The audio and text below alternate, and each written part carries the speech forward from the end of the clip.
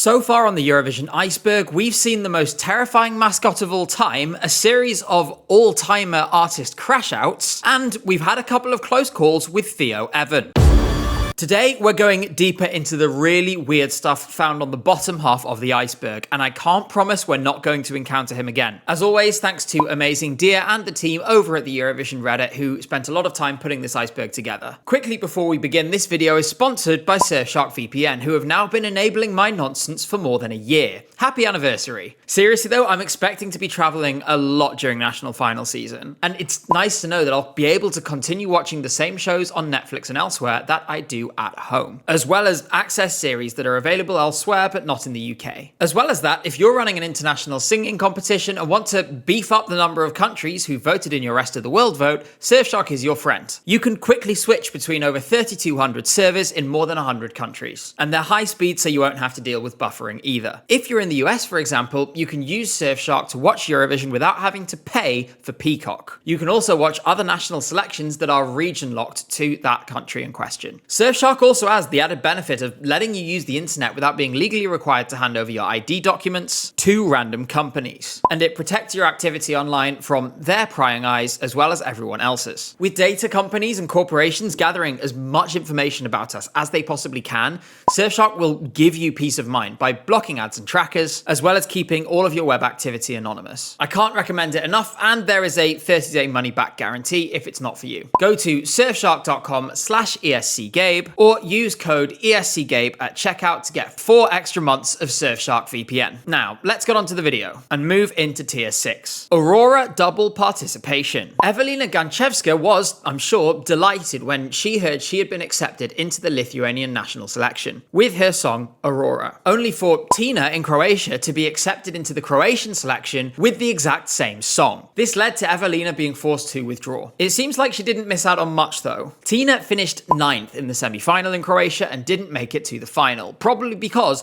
the song was mind-numbingly dull. Anna Sahlin, Squid Game. Anna Sahlin participated in Eurovision in 2002 for Estonia. This is rather ironic given that she's Swedish and the contest was literally hosted in Estonia that year. Since then, she's come back to national selections a number of times, including this year, 2025. First though, she had an odd side quest appearing on Netflix's Squid Game. That is, Squid Game The Challenge, not actual Squid Game. She made sure everyone knew about it as well because she spent her entire postcard talking exclusively about this, pretty much. In 2023, I did one of the craziest things I've ever done in my life.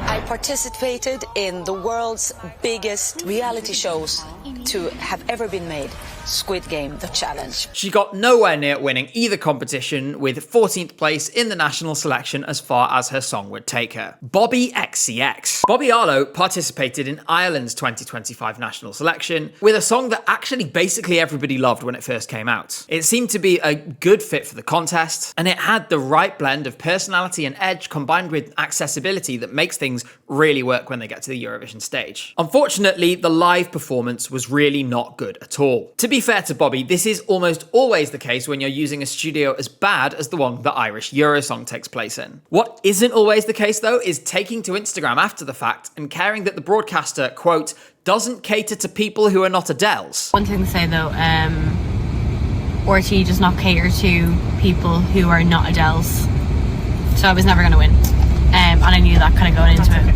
and that's okay. Some people are Charlie XCX's in a world full of Adele's, and that's fine. A few notes here. Firstly, I'm not sure what it was about Emmy's Dead Dog Scanty Pop song that screamed Adele to Bobby, or for that matter, what it was about Bambi Thug the previous year that would give the same impression. Don't get me wrong, I like Bobby's music, and I want to give the benefit of the doubt given how soon this was after the Eurosong results, but this really wasn't a good look. Overall though, this is far from the stupidest thing that someone on this iceberg has done, and so I'm inclined to just let it slide. Semaphore sponsorship. After the Moldovan national final was cancelled, the clear favourites to win, which was Bacho and Carnival Brain, said that they had secured sponsorship to self-fund a participation that year. They therefore made an official request to the Moldovan broadcaster with this information, but it was rejected, and there was no Moldovan entry at the contest. Valeria DQ'd for being late. Staying in Moldova, the artist Valeria was disqualified from the preliminary round of that selection. The reason was that she showed up 20 minutes late to the auditions, despite the fact that it was still before her call time. She then promised to send send her song to the Sammarinese selection instead, but that didn't get anywhere. Luckily, this year she did turn up to the auditions on time, and as a result, she went through to the live finals. We're going to see that in just a couple of weeks, and I'm going to be there in person making a video about the whole experience. Make sure you're subscribed so you don't miss that if you're not already. You'll turn into Backpack. Every now and then, a song shows up in a Eurovision national selection that maybe could have done with a little more care given to the lyrics. This is one such case when it comes to the quality of English. The song in question is Any More by Ranrawi, and the only way I can really do it justice is by repeating a previous dramatic reading. You can't allow anything anymore. There's only way I see it. In behind front me, behind front me, behind front me. I don't see anything in front me but business and money. I'm rich, witch. These are red, my eyes, and I see they're non-okay. You see some mistreat and bad features. And then there's the line for which this item got its title.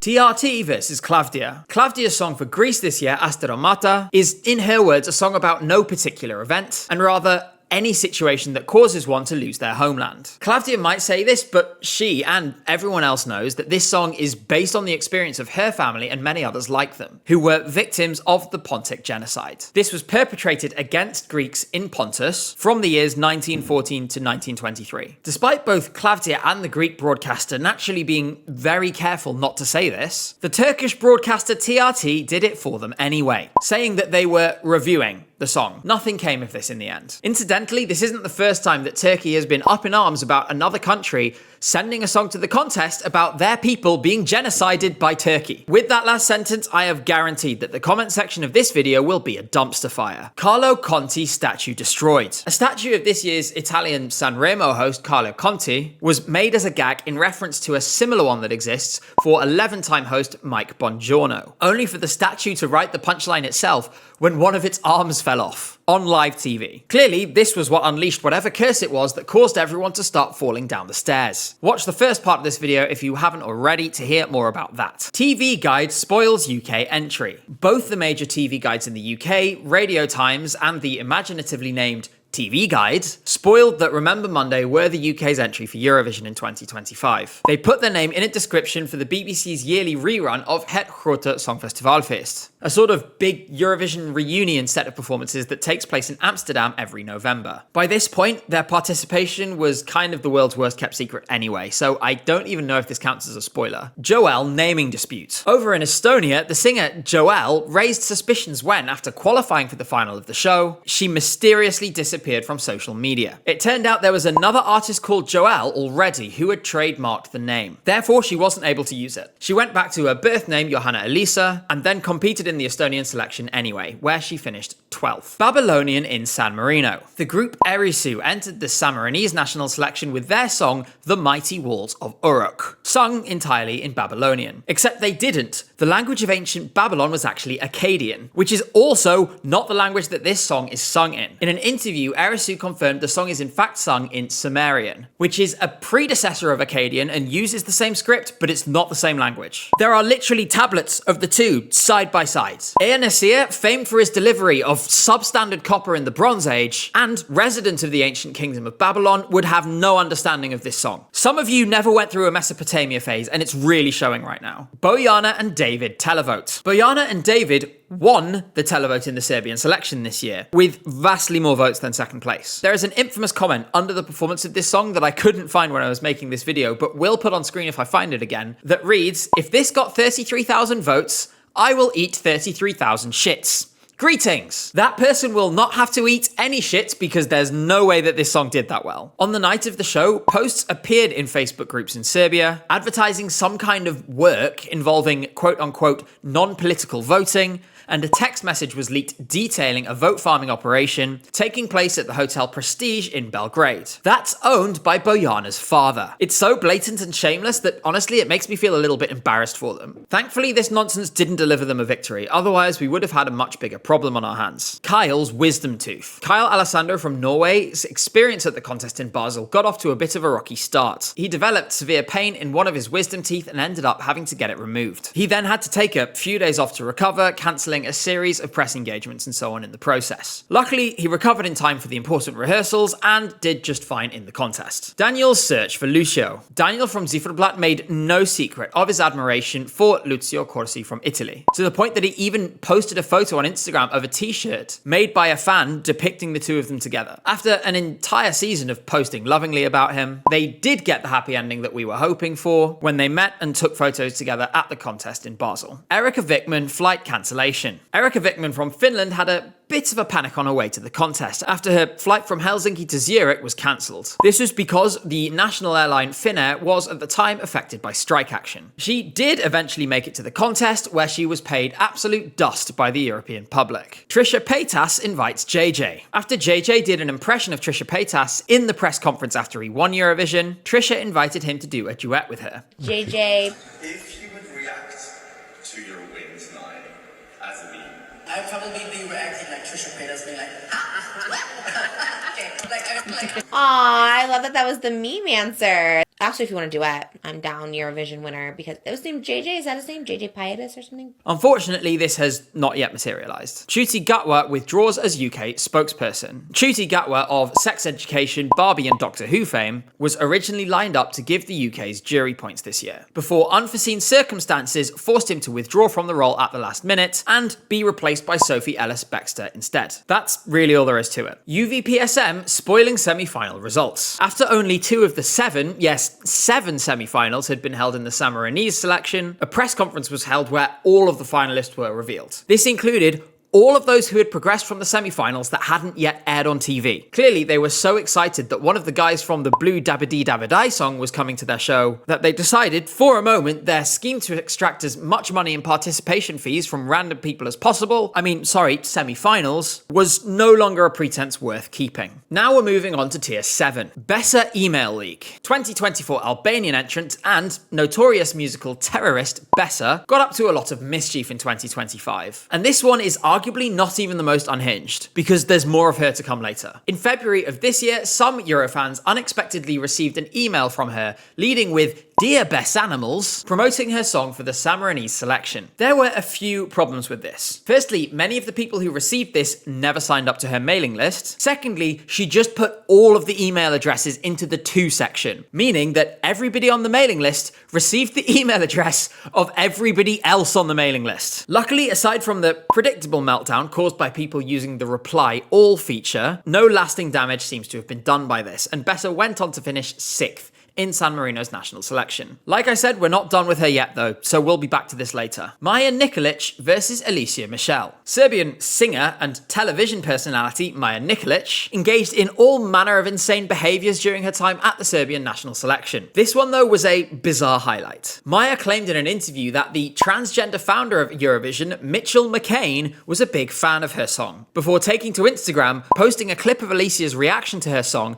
and saying in the caption that Alicia Mitchell, founder of Eurovision and famous TV host, was airing her song on television. Alicia isn't trans, isn't called Mitchell, and isn't called McCain either. I really don't know what to do with this one other than promise/warn you that we're going to be hearing from Maja later on again. Etapa Națională AI submissions. A number of AI-generated songs were uploaded to YouTube claiming to be entries into Moldova's 2025 national selection. They came from artists as diverse as Queen of Fire to Lunara to my personal favourite, Poops. None of them were actually entered into the selection, so this was just a really specific and bizarre wind-up. One AI-generated song did make it through, but it has its own item later. Elvana Jata trafficking investigation. Elvana Jata was widely considered to be the biggest name in the Albanian selection this year, and also one of the favourites to win. I made a whole video about that selection, and you can go and watch that if you like. During the run-up to the selection, it re-emerged among Eurovision fans that Elvana had in fact been named in 2023 as one of the individuals under investigation in a probe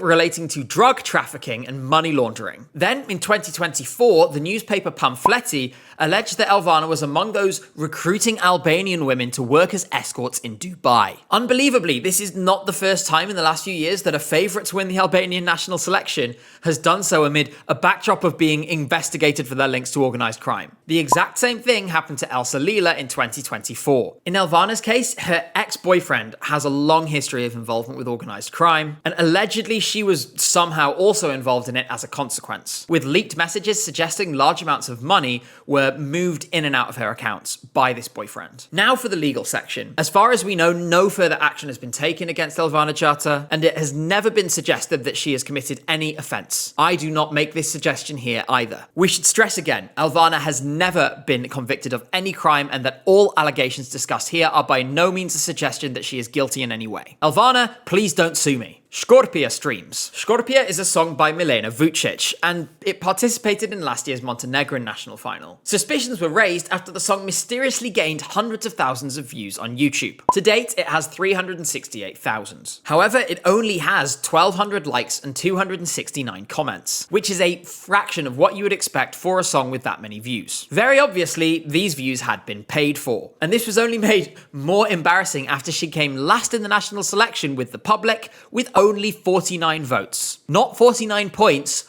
49 votes. Tommy Cash copyright strikes Estilal. For many years, an official-looking Estilal channel has existed on YouTube, reliably posting performances from the shows after the fact. All of a sudden, in 2025, after posting Tommy Cash's performance of Espresso Macchiato, the channel promptly vanished owing to a copyright strike, as did the version of the performance posted on Eurovision's official channel. This led some to believe that Tommy Cash was copyright striking videos containing his song even on official channels, and also led Jay to perform his own cover of the song to avoid putting it in the Estonia vlog. Mi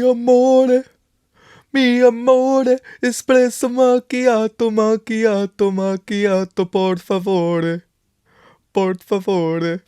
Subsequently, the Estonian broadcaster ERR gave a comment to a newspaper in the country regarding the Estilal channel, saying that the account had not been approved by ERR and the creator of the account had uploaded material belonging to ERR on their own accord. Shortly afterwards, all of the performances, except for Tommy's, were uploaded onto the broadcaster's official channel. Here's where it gets weird. In 2019, the broadcaster confirmed to a user on the ESC Discord that the channel had in fact been created by the broadcaster. So it's unclear if it ever was official at one stage and then stopped being. As for why Tommy Cash's performance was taken down, further investigation revealed that the takedowns were being issued by an organisation called Lucille AB, who will do this kind of dirty work for artists for a fee. We don't know exactly what happened here, but I'm going to assume it was someone at Lucille being a little overzealous. Prince hug. During the closing sequence of the Serbian national selection, Prince was seen hugging his fellow competitors after he won the show. However, he appeared at the time to have deliberately avoided hugging the drag group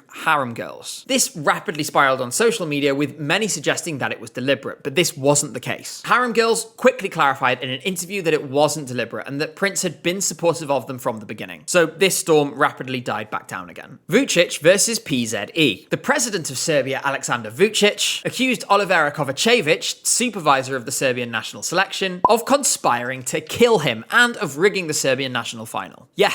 Really. In response, Kovacevic sued him, but sadly she didn't get the last laugh on this one. The Serbian broadcaster is notorious in the country for being extremely pro-government. At the same time, Olivera Kovacevic is known for being much more fair and independent. Ultimately, later in 2025, she was, unsurprisingly, sacked by the broadcaster and is no longer the supervisor of the national final. I made a whole video about that show too, so if you've got the time, I really recommend going and watching that. Kirkorov copies Erika. 30% human, 70% plastic, and 100% eldritch horror. Philip Kirkorov is a demon who has haunted Eurovision for a great many years now. Russia's full-scale invasion of Ukraine in 2022 has somewhat curtailed his involvement, but his interest clearly remains, given that he totally ripped off Erika Vikman's staging this year for one of his own shows. Luckily though, in something that's either karma or a rather on-the-nose piece of symbolism, in trying to rip Erika off, they completely screwed up and ended up giving Kirkorov such severe burns he had to go to hospital. Given the amount of plastic in that man's body, it's either a miracle or a tragedy that he didn't melt, depending on your perspective. As if to point some more arrows towards his plagiarism,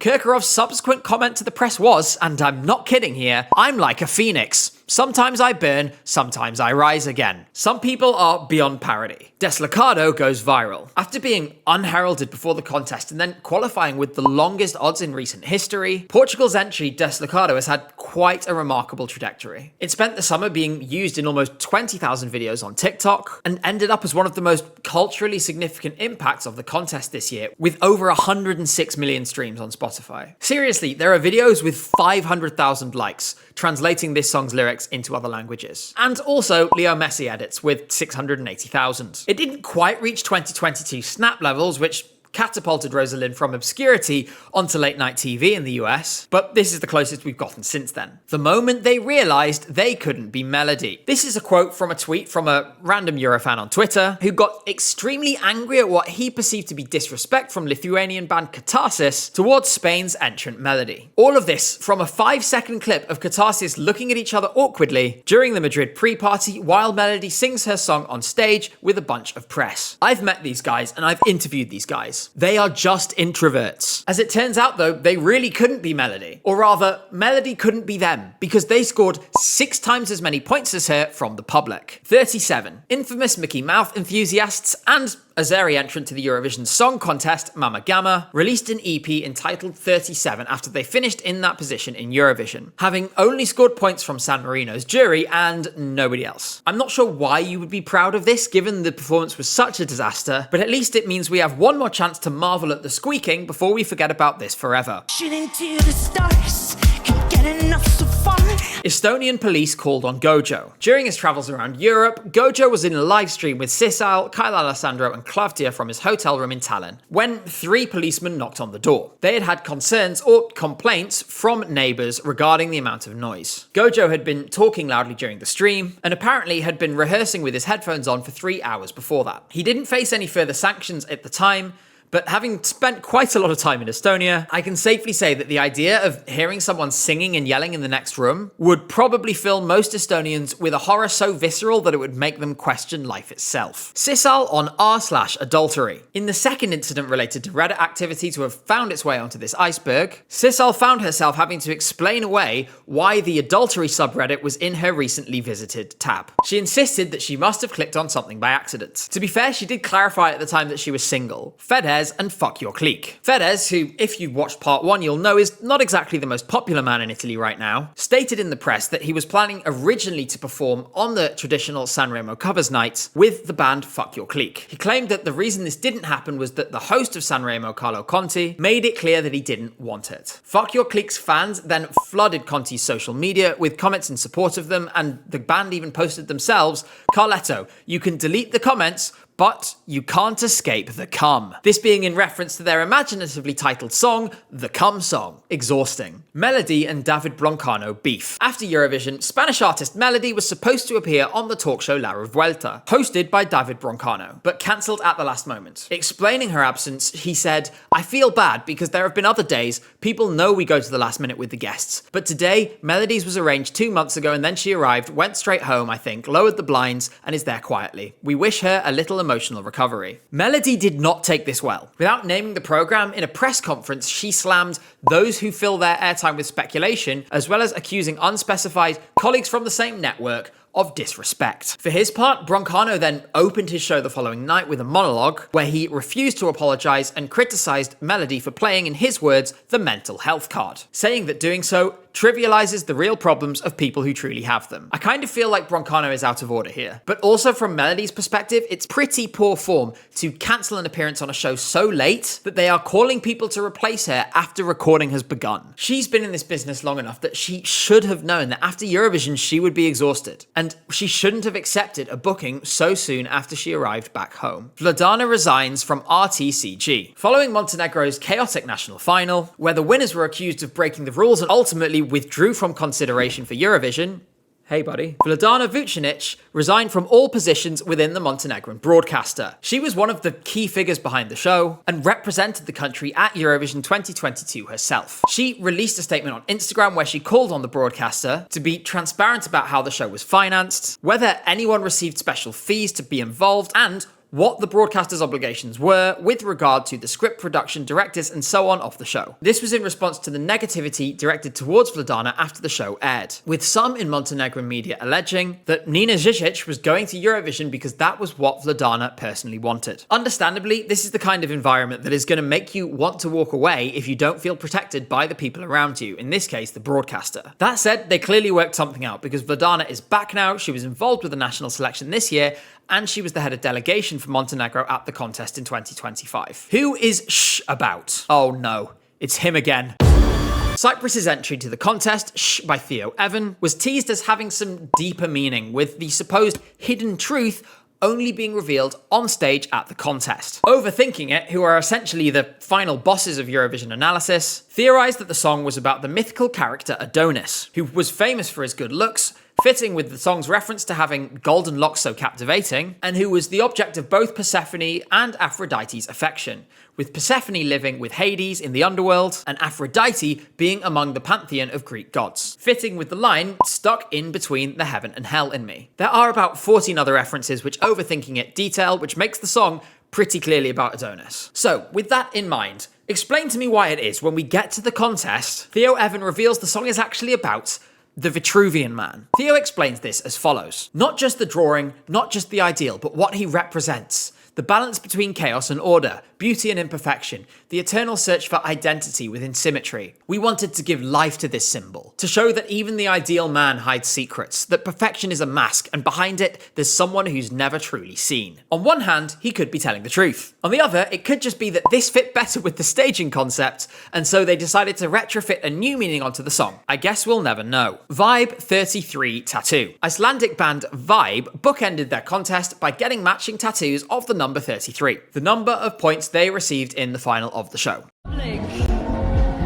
You have received 33 points. I am still a little sore about this result. Tony Effie necklace. Tony Effie was furious when, moments before his performance at Sanremo, he was made to remove his necklace, which was made of 18 karat gold and priced at a measly 71,000 euros. He was very loudly angry about this afterwards. The reason this happened is most likely because they wanted to avoid a repeat of a situation from last year where, and I'm not kidding, John Travolta's branded sneakers ended up landing the Italian broadcaster in deep trouble. That's because their logos were clearly visible. Tony Effie's necklace is a piece made by Tiffany & Co, and it's unsurprising that they are very sensitive about avoiding these things now. In any case, Tony posted it on Instagram and it received over 360,000 likes. I am absolutely sick of talking about both this man and Fedez. Now it's time for tier 8, and we're starting with fake UMK leak. One of the most iconic and accurate leaks of all time was the infamous gay UMK nephew leak from last year and the year before, where a user on the ESC United forum claimed that his auntie worked at the Finnish broadcaster and had told him who all the participating artists were for the coming year. There are many posts like this, and they have almost always been a wind-up, but this one was 100% accurate. Sadly, the gay UMK nephew did not return for 2025. This year there was an alleged leak, but it was completely incorrect. This one will live on only in our memories. Annalisa refuses to present Sanremo. Ahead of the competition this year, rumours were spread that Italian singer Annalisa had refused to host Sanremo on the basis that she did not want to share the stage with some of the confirmed participants. She swiftly took to social media to deny that this was the case. That's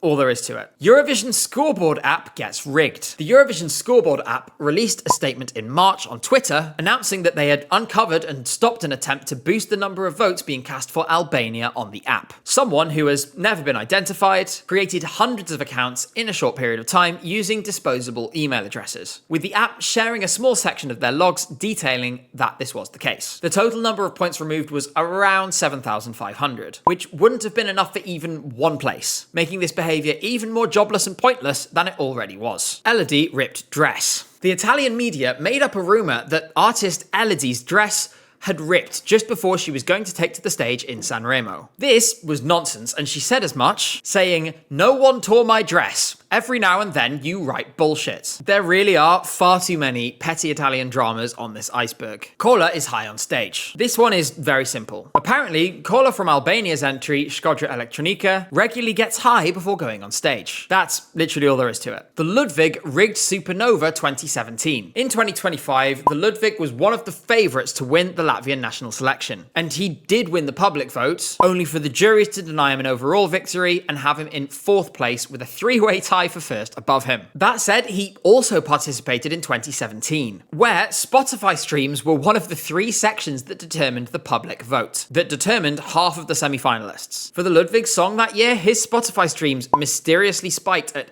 just the right moment, and as a result, he won that third of the public vote. Janek versus ESC Estonia. The YouTube channel ESC Estonia earned itself a call-out Instagram story from Estilal participant Janek, after they alleged that he had talked shit about a fellow artist in an Instagram group chat. In reality, what had happened was, in a small group chat with fans, Janek had said that he felt Cecilia's 2025 effort wasn't as strong as her 2024 one. This is totally reasonable and definitely does not count as talking shit, but it was taken wildly out of context. ESC Estonia subsequently cut that section out of their video. Nina Žižić called pregnant. A rumor circulated on Twitter that Montenegrin entrant Nina Žižić was 3 months pregnant. This was clearly nonsense, but unfortunately, some people were fooled by this, because subsequently at the Manchhagen Eurovision pre-party, the announcer introduced her to the stage by claiming she was 12 weeks pregnant. That understandably confused her very much, and she immediately clarified when she got onto the stage. Kant's ad on Grindr. Having made it to Eurovision partly thanks to a play on words that referenced a common phrase used in the LGBT+ community, Mariana Conte and her team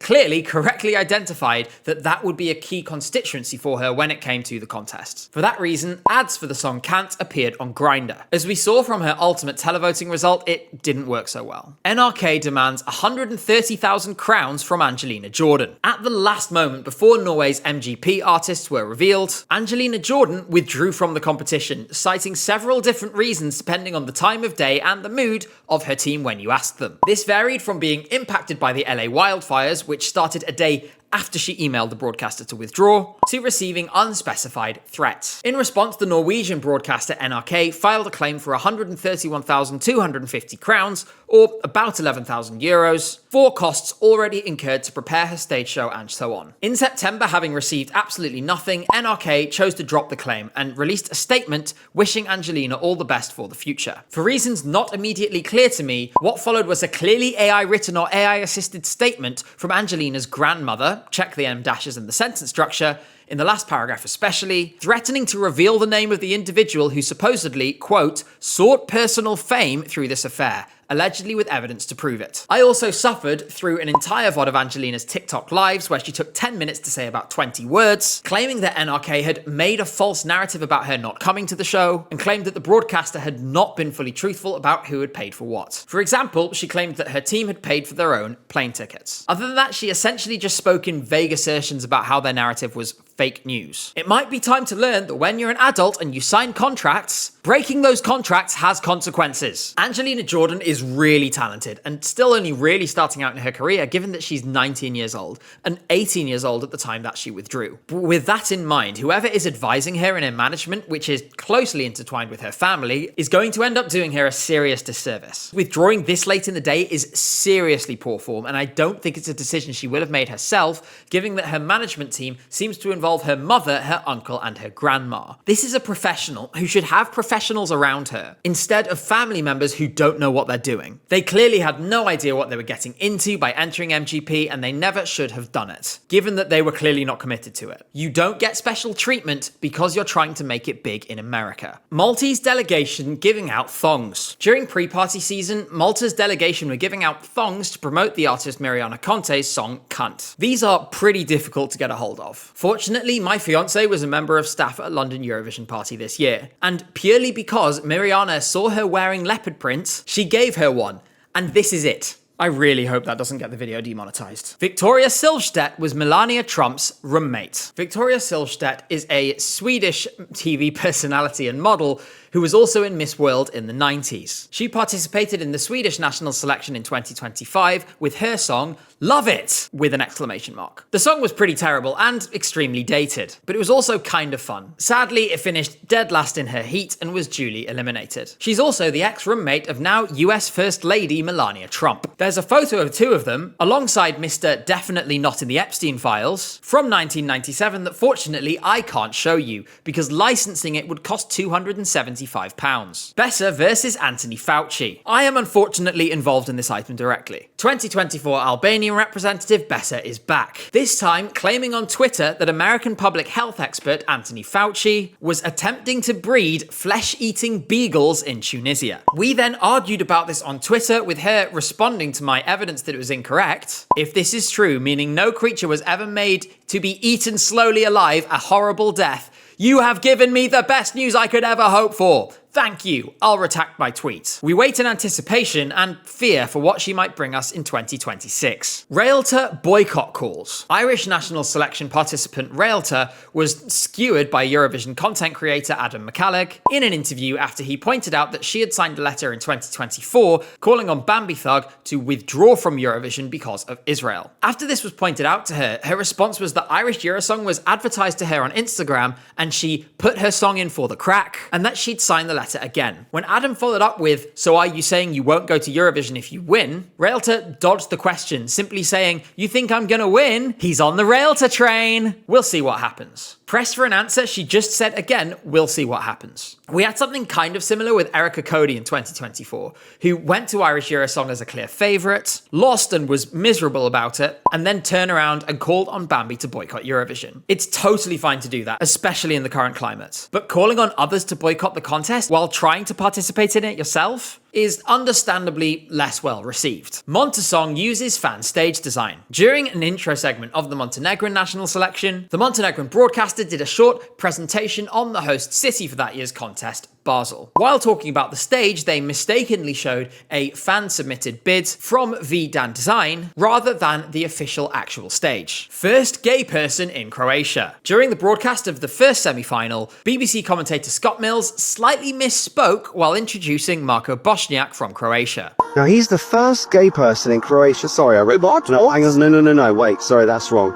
He's the first openly gay person in Croatia to be at the Eurovision Song Contest. There we go. Right, sorry, my goodness. Now it's time for the final tier, tier 9. Roblox Cant protests. In a third Roblox-related Eurovision incident in less than 2 years, some fans held a protest on the game against Mariana Conte's song Cant being censored and changed to serving. Sadly, these protests were not successful. Sasha Bognibov death. Earlier this year, a post appeared on his Facebook page claiming that he had died. Except, as he later clarified, he hadn't. According to him, his mother is a sick individual and somehow accessed his account and then used it to claim that he had died. With the abolition of live auditions in Moldova, we won't have to hear his music anymore anyway. Svada labelled extremists in Belarus. Svada and Nitschos participated in the Polish national selection this year, but they actually sing in a language, Podlasian, which is very similar to Belarusian or Ukrainian. Svada was placed on the Belarusian government's list of extremists around the time of the show. I guess Lukashenko likes funk-adjacent music about the same amount he likes democracy or giving up on his ever-receding hairline. Serving Christ. After the release of Cant, Maltese Christian musician Matthew Gretsch rewrote it with, well, Christian lyrics. Why should we let the world pull us aside when we could be living in God's love and light?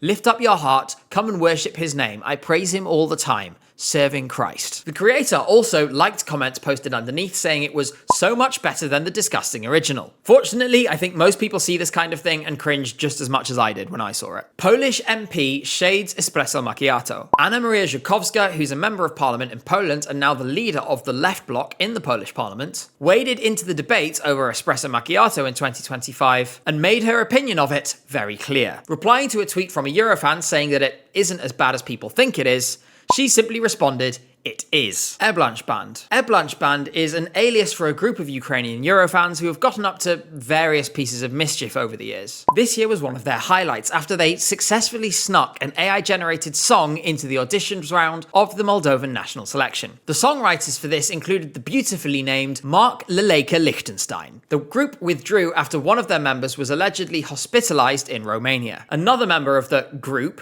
Dmitry Dmitriev, repeatedly posted this photo and claimed that this is the member of the band that is in hospital. Staying true to the bit, this photo is also AI generated. Maja Nikolić's stylist. Infamous Serbian celebrity Maja Nikolić was left in some trouble 24 hours before her participation at the Serbian national selection this year after her designer announced that he no longer wished to collaborate with her. Given that Maja is more than a few keys short of a full 88-key grand piano, this is not exactly surprising. Let's take this opportunity to look back one last time at her record of being awful at the show this year, and for that it's time for a quick flashback to my video in March. I'll warn you in advance that she is offensive in just about every conceivable way, so if you want to miss that you may wish to skip forward. The one who got off most lightly was Prince, who she simply said wouldn't qualify for the final at Eurovision, that his victory had humiliated Serbia, and that she'd be supporting Croatia instead, despite despite the fact Croatia had not selected their entry at this point. Mimi Mercedes, meanwhile, went from being one of Maya's favourite to being disgusting, ugly and fat. That said, neither Mimi nor Prince were as much a target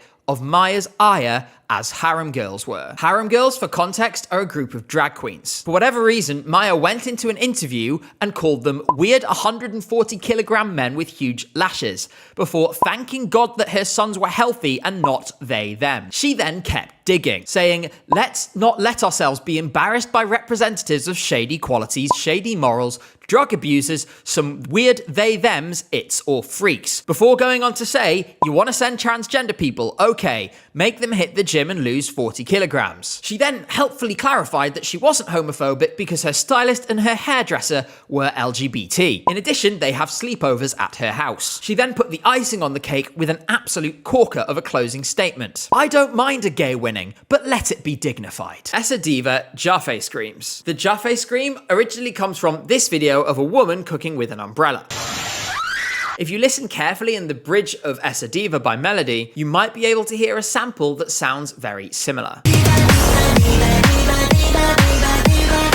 Miriana Conte Grindr playlist. Following on from the earlier adverts, Miriana Conte was also a guest curator of the New Music Friday playlist that Grindr manages. Sadly, the playlist has since been updated and we don't have Miriana's list anymore, but I know that Gnarly was on it. That's as far as I've gotten. Empire State Building supports Ollie. Finally, one last brief return to Italy, where the official account for the Empire State Building posted on Instagram in support of eventual Sanremo winner Ollie. A mercifully straightforward one to finish us off. With that, the 2025 Iceberg is complete. I look forward to another year of being tagged on every social media platform anytime anything weird or strange happens, and another year of reminding you that this thing is made by the team over at the Eurovision Reddit and I'm not the one who makes the items. Thanks to all of them again for all of their work. For now, you can expect lots more streams and videos soon as national final season is well underway. This year is inevitably going to be weird and different to past years, and I'm still thinking about the different ways in which I'm going to cover things, but for now it is clear from your responses to recent videos that you do want me to continue covering national selections. So that's what I'm going to do. Beyond that, we'll have to see what feels appropriate and what doesn't. With that, thank you very much for watching this year's Iceberg, and I hope I'll be seeing you back again very soon.